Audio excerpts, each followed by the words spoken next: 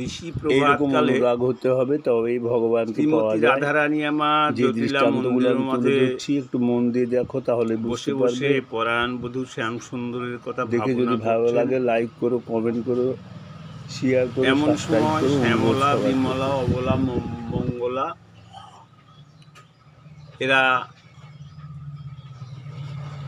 অন্তরঙ্গা সখী, তারা এসেছেন সকালবেলা, এসে বলছেন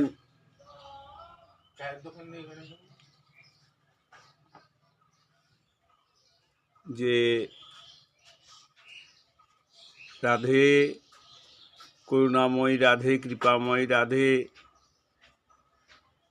তোর সমীপে এলাম কৃষ্ণ কথা হরিকথা শুনবো বলে, তাই তুই আমাদেরকে দুটো কৃষ্ণ কথা হরিকথা শোনা। রাধে রাধে।